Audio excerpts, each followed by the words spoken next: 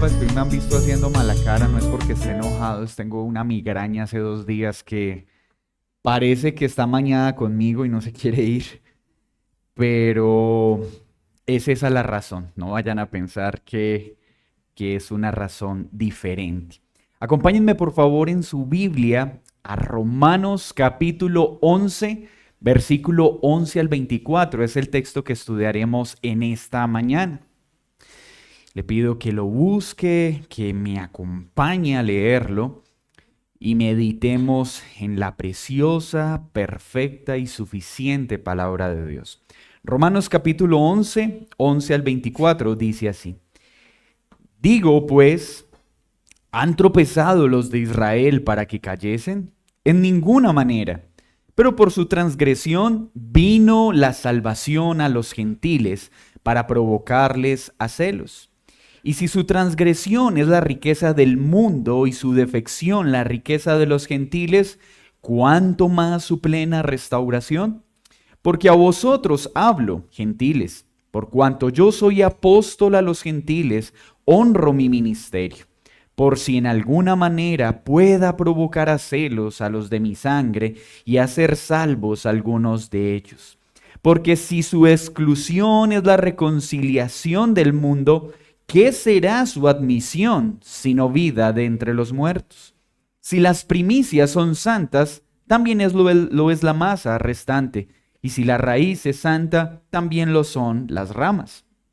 Pues si algunas de las ramas fueron desgajadas, y tú, siendo olivo silvestre, has sido injertado en lugar de ellas, y has sido hecho participante de la raíz y de la rica savia del olivo, no te jactes contra las ramas. Y si te jactas, sabe que no sustentas tú a la raíz, sino la raíz a ti. Pues las ramas, dirás, fueron desgajadas para que yo fuese injertado. Bien, por su incredulidad fueron desgajadas, pero tú por la fe estás en pie. No te ensorbezcas, sino teme. Porque si Dios no perdonó a las ramas naturales, y a ti tampoco te perdonará. Mira pues la bondad y la severidad de Dios. La severidad ciertamente para con los que cayeron, pero la bondad para contigo si permaneces en esa bondad. Pues de otra manera tú también serás cortado. Y aun ellos, si no permanecieren en incredulidad, serán injertados, pues poderoso es Dios para volverlos a injertar. Porque si tú fuisteis cortado del que por naturaleza es olivo silvestre, y contra naturaleza fuiste injertado en el buen olivo, ¿cuánto más estos, que son las ramas naturales, serán injertadas en su propio olivo? Señor, gracias por tu palabra. Cada texto de esta preciosa carta nos ha permitido ver en una mayor medida tu grandeza, tu soberanía, tu poder, tu bondad, pero también tu ira y tu justicia, tu misericordia y también tu bondad. Hoy estamos aquí, Señor, pidiéndote que nos alimentes con tu palabra y que nuestros corazones sean dóciles al mensaje que hoy pones en nuestros oídos. Hoy, Señor, hago memoria de la fragilidad de nuestros cuerpos. Cuán frágiles somos en medio de este mundo caído. A veces nos distraemos en las preocupaciones, en los afanes, y olvidamos, Señor, que cada día que podemos estar de pie es una gracia divina. Que poder pararnos de nuestra cama, poder mover nuestras manos, poder gozar de un día de salud, es sencillamente un regalo que tú nos das. Perdónanos, porque a veces pasamos por alto tu bondad, a veces pasamos por alto tu misericordia y dejamos que lo que no tenemos nos haga olvidar de todo lo que tú ya nos has dado. Úsame para bendecir hoy a tu pueblo a través de una predicación fiel. En Cristo Jesús. Amén y amén.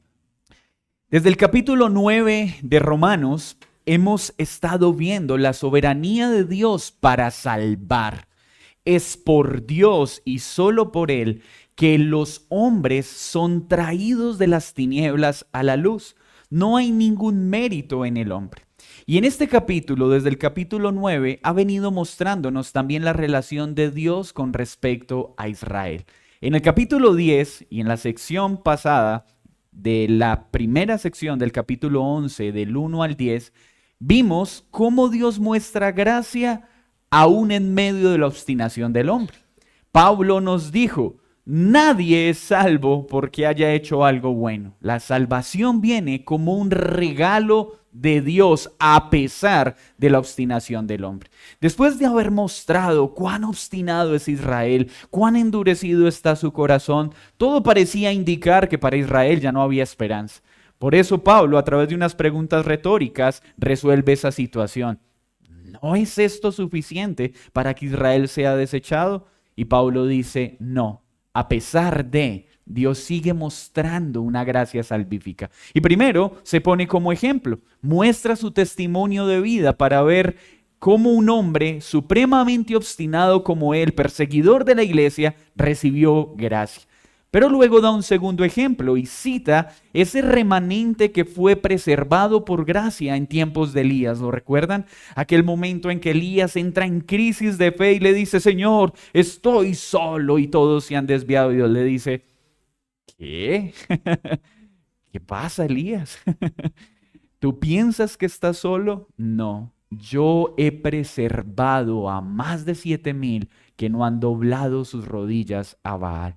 Y eso mismo estaba haciendo en el momento en que Pablo estaba escribiendo a Roma, y eso mismo sigue haciendo hoy. Dios siempre preserva un remanente que no dobla sus rodillas a otros dioses. Él lo hace por su gracia y por su bondad. Y luego muestra una razón más para tener esperanza a pesar de lo obstinados que somos, y es la elección por gracia. ¿Por qué tenemos esperanza sabiendo que esos hombres obstinados somos nosotros? Porque Dios salva y tiene poder para salvar a pesar de nosotros. Y esto solo por gracia y no por obra. Pero como bien la Escritura muestra, el hombre suele olvidar que lo que tiene es por gracia y suele aparecer un gran enemigo que alberga en todos nosotros y se llama el orgullo. Pablo rápidamente empieza a hablarle a los gentiles y a decirle: es necesario que tengan algo claro. Ustedes han sido salvos por gracia. Israel ha recibido un fuerte castigo por la incredulidad, pero yo sigo preservando un remanente. Un remanente de Israel con el cual sigo cumpliendo mis promesas. Y gracias a eso, ustedes, gentiles, han recibido un beneficio que no merecían. Si mantienen esto delante de sus ojos, hay algo de lo que deben cuidar sus corazones, y es el orgullo. Aquel que entiende la gracia vive en una humilde gratitud. Aquel que entiende la gracia vive en humilde gratitud. Por eso el título de esta enseñanza es La humildad ante la gracia recibida. La humildad ante la gracia recibida. La estructura de esta porción es sencilla. Del versículo 11 al 18 vemos cómo por la transgresión de Israel vino salvación a los gentiles. Por la transgresión de Israel vino salvación a los gentiles.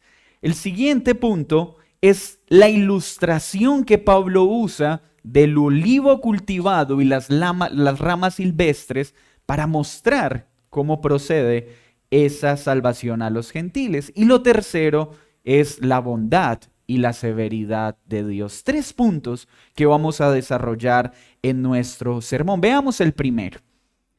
¿Cómo la transgresión de Israel termina convirtiéndose en la razón por la cual nosotros los gentiles somos salvos? ¿No le parece esto maravilloso? Que Dios tenga poder para usar el mal de los hombres para bien de sus escogidos. Eso solo lo puede hacer un Dios perfecto. El pecado de Israel se convirtió en el terreno ideal para que la salvación llegara a nosotros.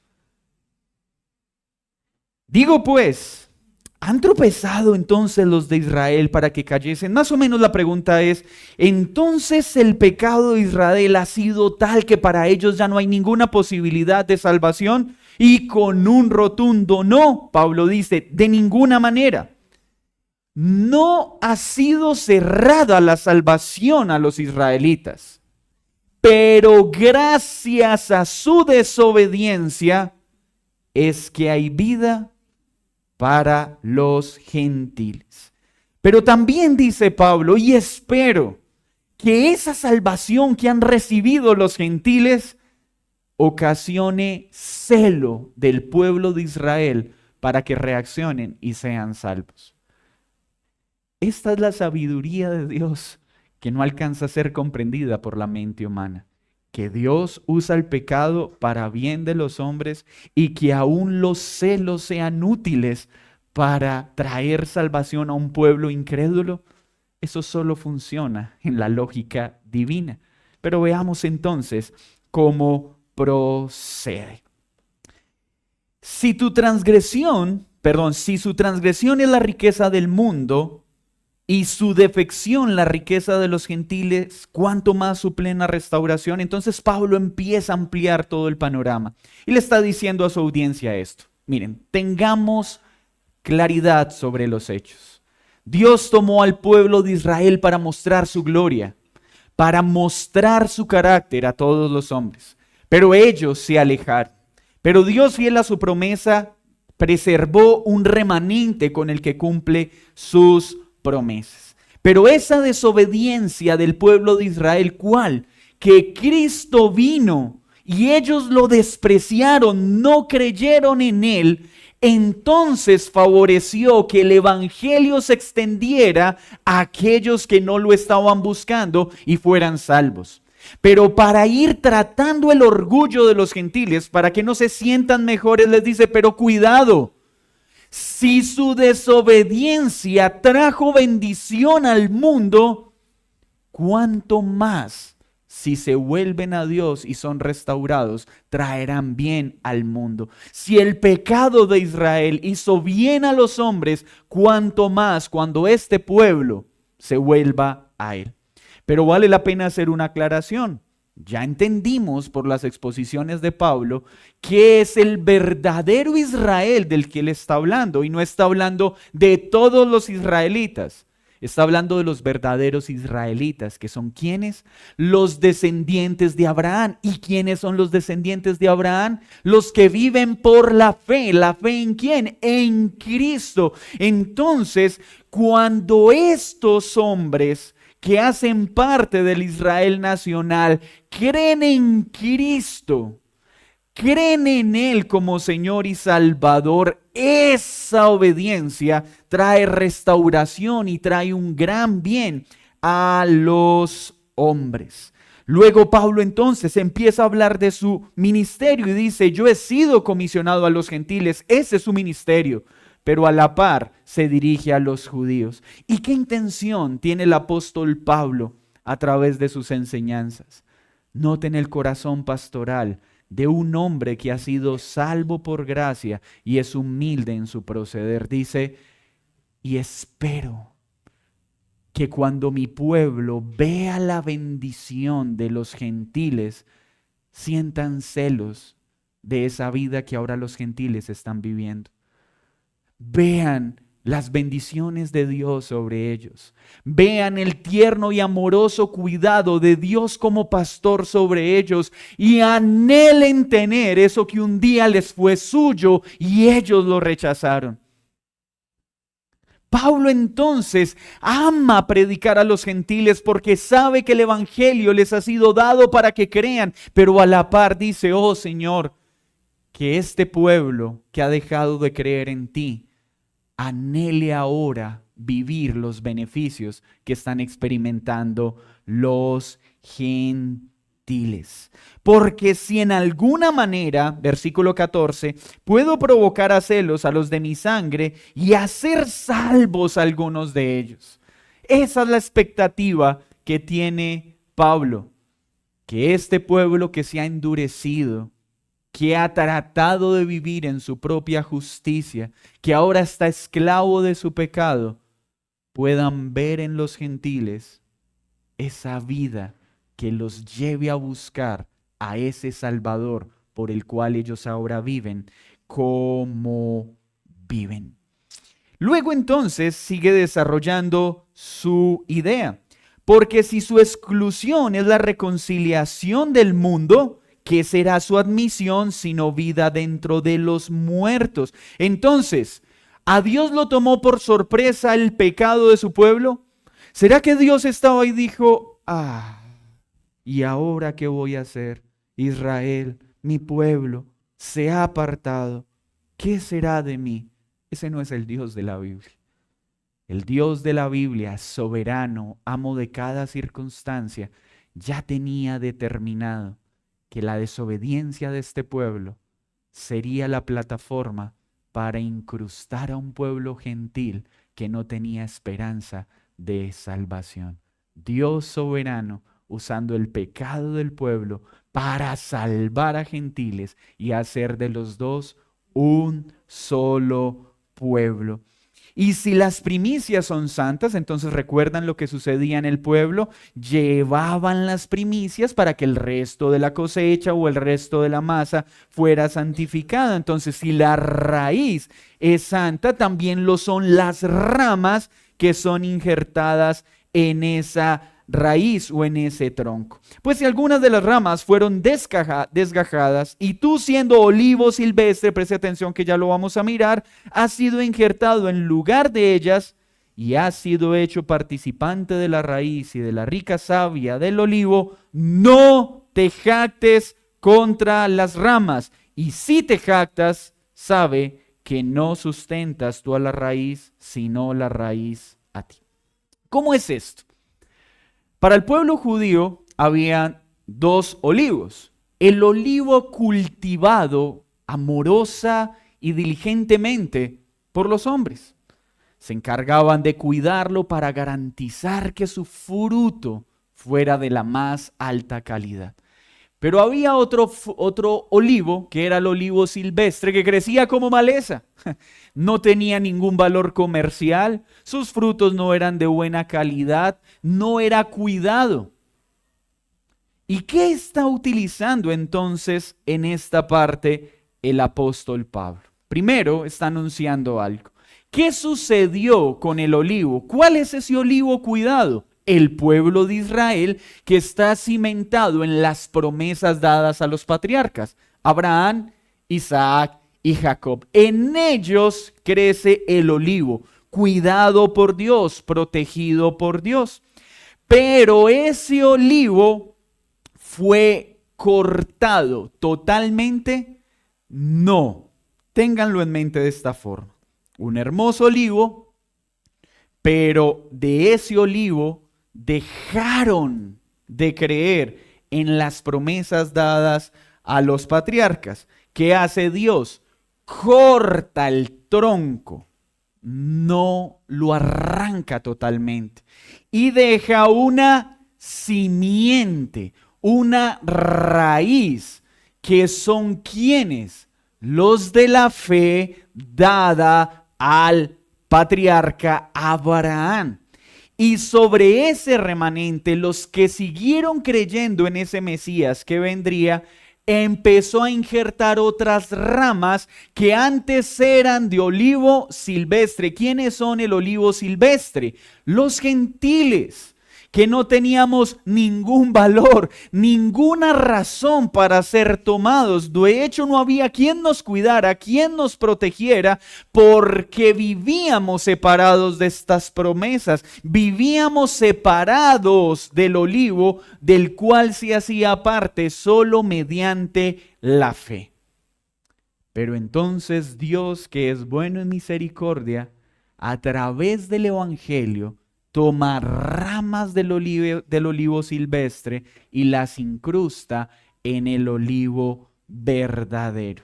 De ese olivo de los patriarcas, luego veríamos el cumplimiento perfecto de estas promesas en el olivo perfecto, que es ¿quién?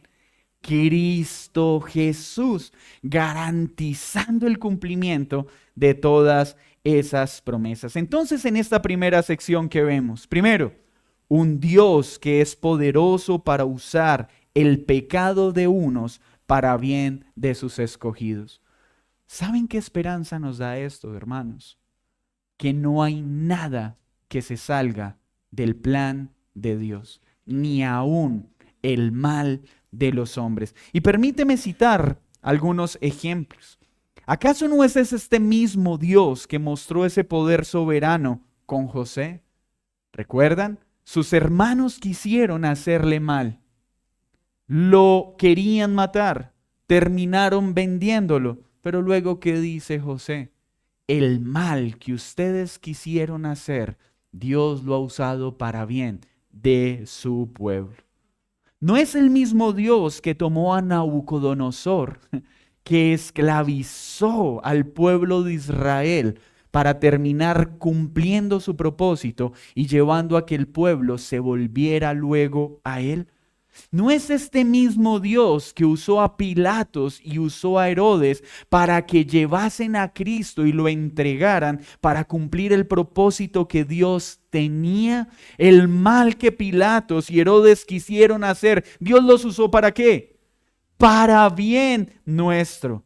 Pero creo que no hay un momento en el que Dios haya utilizado el mal para nuestro mayor bien, como el suceso en el que Satanás cree que está ganando al causar la muerte de Cristo. ¿Qué pensó Satanás cuando estaba gestionando y ejecutando que Cristo fuera clavado en una cruz? Él pensó que estaba ganando su guerra, pero lo que no sabía es que eso que él estaba haciendo, Dios lo había determinado para la salvación de los hombres. Él pensó que su muerte, la muerte de Jesús, iba a ser su victoria, pero cuando murió Cristo se dio cuenta que no fue su victoria, sino su derrota, porque Dios usó ese mal para salvar a los hombres. La muerte de Cristo a los ojos de Satanás era una victoria, pero cuando se dieron las cosas se dio cuenta que fue su derrota, porque Dios usa el mal para bien de sus escogidos. Mire cómo lo escribe Pablo en Colosenses 2:13. Y a vosotros, estando muertos en pecados y en la incircuncisión de vuestra carne, os dio vida juntamente con él, perdonándoos todos los pecados, anulando el acta de los decretos que había contra nosotros, que nos era contraria, quitándola de en medio y clavándola en la cruz, y despojando a los principados y a las potestades, los exhibió públicamente, triunfando sobre ellos en la cruz.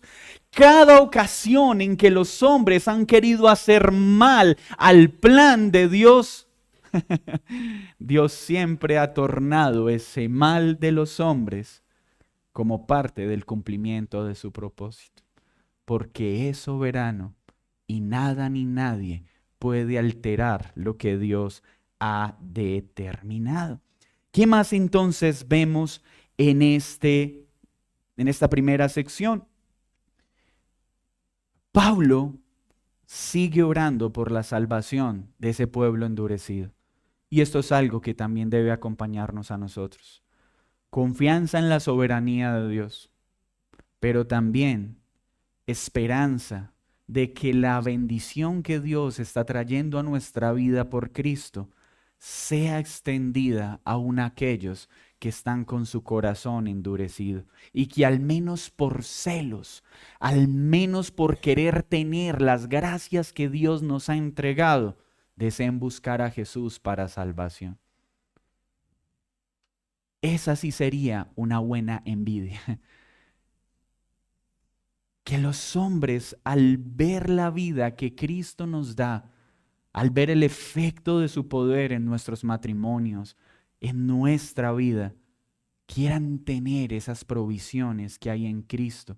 Y eso que inicialmente los acerca, que son los celos, los lleve a conocer a Jesús para salvación. ¿Y qué es lo tercero que esta primera sección nos enseña? Que nunca demos lugar al orgullo. Que nunca pensemos que somos mejores que aquellos que no han creído. Porque cuando eso pasa, estamos olvidando que somos salvos por gracia y no por mérito. Mis hermanos, vamos a verlo ya más adelante. El orgullo es una evidencia de que un hombre está olvidando que la salvación es por gracia. Y peor aún, puede ser una evidencia de una falsa fe, porque a la caída siempre la precede el orgullo. Entonces tenemos un Dios soberano que usa el pecado para nuestro bien, que usa aún los celos del incrédulo para acercarse a Él. Es curioso, pero a veces decimos, es que esa persona se acercó a Dios con motivaciones equivocadas, y para acercarnos a Dios tenemos que acercarnos con motivaciones correctas. Eso suena muy romántico y ese es el derecho. ¿Y quién de nosotros se acercó a Dios por una motivación correcta? ¿Por una enfermedad? ¿Por un problema matrimonial? ¿Por una quiebra? Cada uno se acercó con muchas motivaciones, pero puedo asegurarle que ninguna fue santa. Pero Dios torna aún nuestra motivación equivocada en el camino adecuado para encontrarlo. ¡Qué Dios tan maravilloso tenemos! Porque si a Dios llegamos solo por buscarlo con la motivación correcta, ¿quién de nosotros entonces le hubiera hallado? Ninguno. Veamos entonces la ilustración. Pues las ramas, versículo 19, dice, fueron desgajadas para que yo fuese injertado. Entonces cogió el olivo, cortó unas ramas e injertó al gentil. Cortó a aquellos del pueblo de Israel que tuvieron a Cristo enfrente y no creyeron. Y por eso fueron desgajados. ¿Por qué? Por su incredulidad en Jesús. Pero tú fuiste injertado, ¿por qué? ¿Qué dice el texto? Por la fe. ¿Dice por mérito? ¿Dice por las buenas motivaciones con las que lo buscamos? ¿Por nuestra vida ejemplar y admirable? No, solo porque creímos en Cristo como Señor y Salvador. Por eso no debes llenarte de orgullo, sino tener un temor santo. Y miren la nota de balance que está haciendo Pablo. Mis hermanos gentiles, ustedes están incrustados solo por la fe en Jesús. Porque gracias a que creyeron en Jesús, su preciosa sangre asegura que estén injertados en el olivo cuidado. Pero observen que hubo unos que parecían ser parte de ese olivo, pero al no creer en Cristo mostraron que verdaderamente no eran y fueron quitados. Así que ustedes tengan mucho cuidado de olvidar esto, que es solo por fe en Jesús y no por mérito, y tengan un sano temor, porque si tuvo a bien quitar al pueblo que escogió para esta función, ¿qué les hace pensar que si ustedes no permanecen en la fe en Cristo, recibirán un trato diferente? Entonces Pablo lo que está enseñándole a los gentiles es la humildad con la que deben caminar. No olvidemos que hemos sido salvados por gracia, pero esto debe llevarnos a estar en completa dependencia hasta el fin, porque si en algún momento dejáramos de mostrar que había una fe verdadera en Jesús y termináramos apostatando de nuestra fe, seríamos cortados. Entonces nos llama a caminar con cuidado. Alguno puede estar pensando, pastor, o sea que usted está diciendo que la salvación se puede perder. Pablo ha venido enseñando en toda su carta que no, pero nos ha venido enseñando que puede pasar que hayan personas que parecían tener fe y no tenían, que parecían ser ramas injertadas, pero en realidad no lo eran, porque su fe no era verdadera y porque en algún momento mostrarán su incredulidad. Y eso es la apostasía. Personas que caminaron disfrutando de las cosas espirituales. Aquel que no había escuchado este término, permíteme explicarlo de una forma sencilla. Apostatar básicamente es el acto de una persona que decía creer en Jesús, que disfrutó de las bendiciones que Dios da al pueblo, que caminó con creyentes verdaderos y disfrutó del bienestar de vivir como la palabra dice, pero en algún momento se apartan, niegan a Cristo y dejan de confiar en Él para su salvación.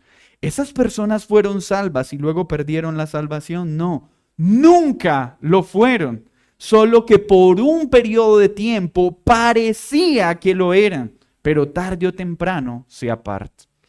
¿Y dónde deja entonces Pablo el balance?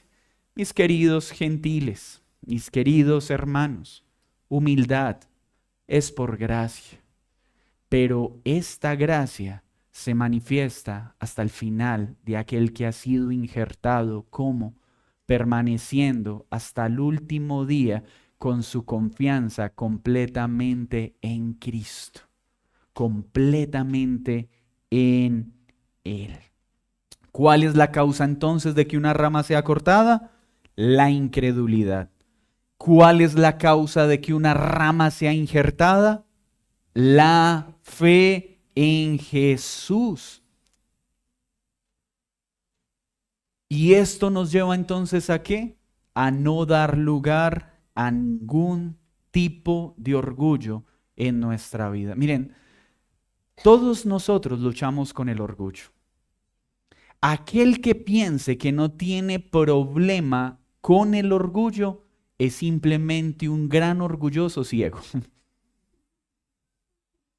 Porque peor que un orgulloso que cree que es humilde.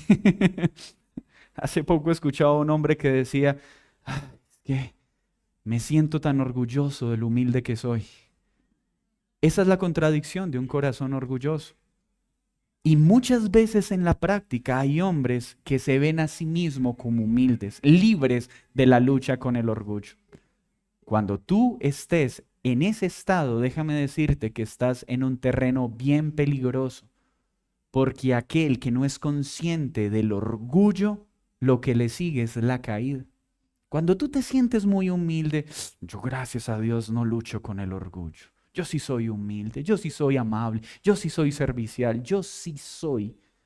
Eso significa que tu fe está ¿en quién? En ti. Pero cuando yo reconozco que si en mí hay una virtud y es solo por Cristo, es porque mi fe está en Él. Que si hay algo bueno que sale de mí, no es mío, fue puesto por Él. Porque si no fuera puesto por Él, de mí solo brotaría maldad y perversidad. Esto entonces ahora aterriza en tenemos que tener una noción clara de la bondad de Dios, pero también de la severidad de Dios. Vimos su soberanía, ¿cierto? Para salvar, para escoger en medio de la obstinación, usa el pecado del hombre para bien de sus elegidos. Espera que aunque sea a través de los celos, muchos busquen a Dios para ser salvos. Que aunque se acerquen con motivaciones equivocadas, puedan conocer al Dios verdadero y sus afectos sean transformados. Que los corazones de aquellos que han sido salvos, siendo gentiles, los lleve a ser dóciles, humildes y agradecidos y nunca mirar con menosprecio a aquellos que hoy están endurecidos por su incredulidad. Que las ramas son arrancadas por la incredulidad, pero son injertadas por la fe. Con temor debemos caminar. ¿Por qué? Porque Dios es bondadoso y Dios es severo. ¿Saben que uno de los males que le ha hecho al evangelicalismo moderno es presentar una idea desbalanceada de Dios? Hacer un sobreénfasis en el amor o hacer un sobreénfasis en su ira. No, la Escritura nos muestra un Dios perfectamente balanceado. Tan amor como tan ira. Tan severidad como bondad. Ese es un Dios bíblico, es un Dios perfecto. Y miren lo que dice el versículo 22. Mira pues la bondad y la severidad de Dios. ¿Y esto para qué? Para mantenernos como humildes, con un temor reverente. La severidad es manifestada ciertamente para con los que cayeron. Pero la bondad para contigo si permaneces en esa bondad. Qué importante esto. Dios, sí, el que salva por gracia, también es severo, es fuego consumidor, es ira. ¿Para con quiénes? Para con aquellos que no creen en Jesús o que simplemente decían de labios para afuera, creo, y luego se apartan. Yo les pido por favor que me acompañen un momento a Segunda de Juan. Segunda de Juan, versículo 9.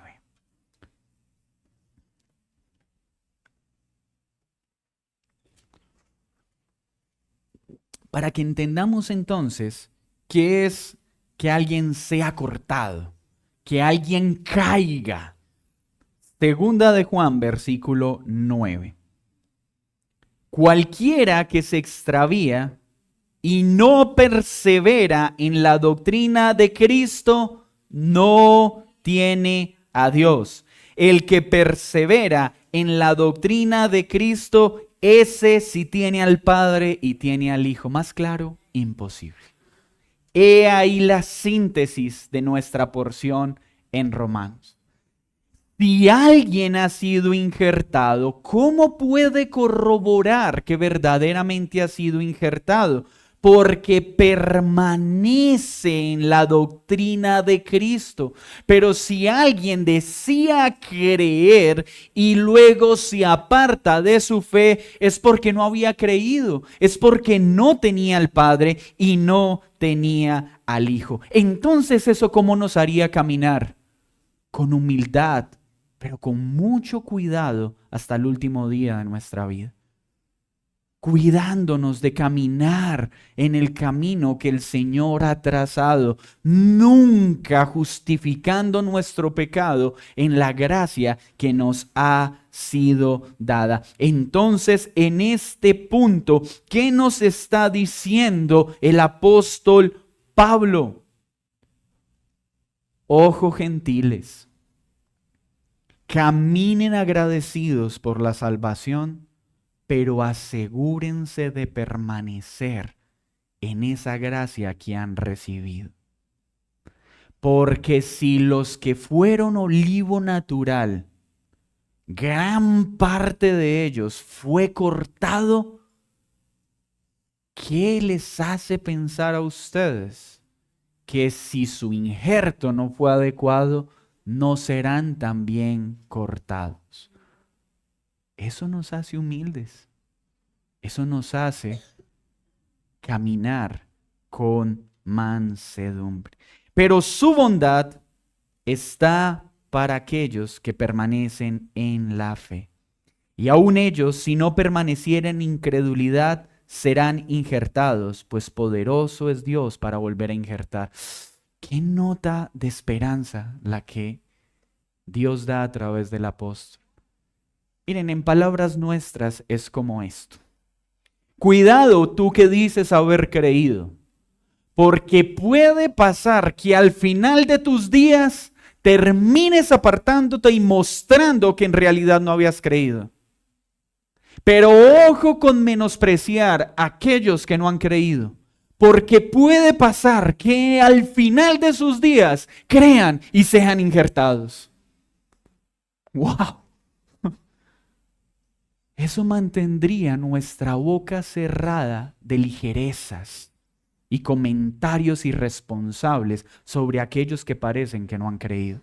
Si entendemos este pasaje, podemos más bien como el apóstol decir: oh Señor, tu palabra me enseña que tú eres poderoso para volver a injertar aún al más endurecido de los hombres. Y cuando vemos en la vida de la iglesia esas personas que parecen que nunca van a ser, nunca miraremos con arrogancia, sino diremos: oh Señor, mientras esa persona esté viva, espero ver tu poder para que sea quitado la incredulidad y sea injertado a la vid verdadera, al olivo natural. Así que no importa cuán terrible sea una persona, Dios es poderoso para injertarla si se arrepiente y cree. Pero no hay lugar para el orgullo, porque aún el que parece ser el más cristiano de los cristianos, al final puede demostrar que no era. Humildad en la gracia recibida. Hermanos, cuidemos nuestra boca de cómo nos referimos a aquellos que no han creído. Y tú, que estás gobernado por el orgullo, pensando que eres la muestra del verdadero cristiano, déjame decirte que lo que te sigue es la caída. Porque a la caída la precede una sola cosa: el orgullo. Yo estoy seguro que yo no apostataré de mi fe. ¿Cuánto orgullo hay en esa expresión? Hace unos meses estuvimos viendo en una clase el periodo de la persecución y del martirio de los creyentes. Y surgieron un grupo de hombres que cuando empezó la persecución se levantaron y dijeron: pues los que verdaderamente hemos creído, estamos dispuestos a morir por Cristo si es lo requerido. Y hubo otro grupo que dijo: oh Señor, si tú no intervienes, yo soy un gran cobarde y terminaré negando mi fe. ¿Saben qué sucedió? Aquellos hombres que se pararon con fuerza, cuando fueron apresados para ser llevados al martirio, ¿saben qué hicieron? Fueron los primeros en negar a Cristo para preservar su vida. Y aquellos que dijeron: Señor, yo correré, yo te negaré, fueron aquellos que permanecieron firmes. ¿Saben por qué? Porque la confianza no estaba en sus capacidades, sino en Cristo. Mis hermanos, es el corazón de un creyente. Escuchaba a un estudiante de seminario decir: oh Señor, si la persecución hizo que la iglesia se multiplicara, envía una persecución en nuestro tiempo. ¿Saben eso qué denota? Orgullo. Y al orgullo lo sigue la caída. Es que yo nunca voy a adulterar, jamás le seré infiel a mi esposa.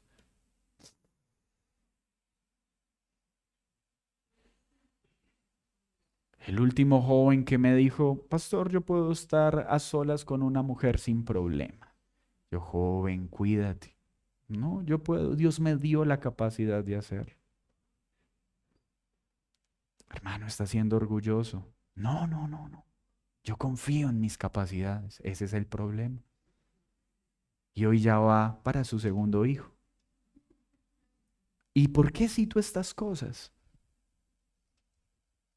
Porque no hay un engaño mayor que creer que es por nosotros, sino que es por Cristo. Y aquel que deje de creer en Cristo caerá y será cortado. Pero aquel que crea en Jesús y dependa completamente en Él, permanecerá firme hasta el final. ¿Qué podemos ver entonces para terminar este sermón? Lo primero que podemos corroborar es cuán bondadoso y severo es nuestro Dios. Muestra toda su bondad a aquel que se acerca a Él a través de Cristo, pero toda su severidad a aquel que intenta vivir separado de Él. Primera pregunta entonces, ¿en dónde está tu confianza? ¿En tu capacidad para agradar a Dios? ¿O en la perfecta obediencia de Cristo que te ha sido imputada por gracia? Nuestra confianza tiene que estar en Cristo. No hay nada más alentador, y esto lo digo a ustedes también, chicos, que cuando ustedes sienten esa frustración de decir, pero es que yo soy muy malo, yo creo que yo no me puedo salvar, yo creo que no he creído. No hay expresión más bonita que esa. Porque ¿sabes eso que está diciendo? Que tú te ves y al verte a ti no ves esperanza. Mira, cuando tú te ves al espejo y tú dices, no, para mí no hay salvación, has dado un paso bien importante. Has reconocido que para ti es imposible salvarte. Pero cuando tú miras a Cristo, puedes decir, oh Señor, gracias, porque tú eres experto en salvar a viles pecadores como yo. Y qué alegría saber que se trata de ti y no de mí. Es por Cristo y es solo en Cristo. Es gracias a Cristo que somos ramas del olivo silvestre. Es gracias a su sangre que ese injerto nada podrá dañarlo y nunca será cortado. Porque acá viene algo precioso. No es que Pablo nos esté diciendo, oh, cuiden esa salvación porque si ustedes la descuidan la pierden. No, en Cristo sabemos que Él nos llama a permanecer firmes en la fe, pero estamos seguros de que Cristo se asegura de que así sea, porque Él intercede todos los días por nosotros para que permanezcamos firmes en Él. Y he ahí la preciosa preservación de los santos. Permaneceremos firmes hasta el final, no por nuestra fuerza, sino por la de Cristo obrando en nosotros. Así que si tú has creído verdaderamente en Cristo, la sangre del Cordero ha pegado de tal forma la rama silvestre a la raíz del olivo que nada podrá cortarla. Y Él se asegurará de que permanezcamos hasta el fin. Así que la gloria sea a Cristo. Los que verdaderamente entonces han sido salvos por gracia, están injertados no por sus esfuerzos, sino por la sangre del Cordero. No por su capacidad, sino por la operación del Dios Trino que nos lleva firmes hasta el final. Porque el Padre nos eligió y nos entregó a Jesús para que el Hijo con su sangre nos rescatara, pero intercediera por nosotros todos los días. Y nos dio a su Espíritu Santo para asistirnos y llevarnos firmes hasta la meta de nuestra salvación. Por Cristo, ni una sola rama será cortada, pero sin Cristo no hay esperanza de permanecer. Como dirían en el campo, sin Cristo, esa rama que camina con el pueblo dirá, ese injerto no pegó. Porque la única forma de que una rama silvestre pueda injertarse adecuadamente en el olivo cuidado es por la sangre del Cordero. Ningún otro pegante hará que ese injerto permanezca. La sangre del Cordero. Mis hermanos, ¿qué debe despertar esto en nosotros? Humildad. Nunca vuelvan a ser ligeros para decir, ese no se salvará. Ese incrédulo, ese arrogante, porque Dios es poderoso para salvar. Pero nunca pienses que hay alguna jactancia que debas portar, pensando en que eres una rama injertada por algo que tú hiciste. Es solo por la fe y solo por la fe. Eso hará que caminemos entre algodones, nunca pensando que somos algo que en realidad no somos. Y aquellos que nos acompañan por primera vez o están transitando este peregrinaje sin tener su fe en Cristo, quiero animarte a algo. Ser cristiano no es esfuerzos, no son sacrificios. Ser cristiano es un débil reconociendo su impotencia, que coloca la mirada en el único Dios verdadero. Hoy te pedimos a ti que ya no vivas más en tus propias fuerzas, que reconozcas tu fragilidad, que reconozcas la esclavitud que ha producido el pecado en tu vida y que mires a Cristo para que esa vida que Él promete en la palabra llegue a ti. No tienes por qué sentir más celos de aquellos que han creído en Cristo. Tú puedes acceder a esas bendiciones y solo necesitas fe. Arrepiéntete, arrepiéntete y ven a Cristo.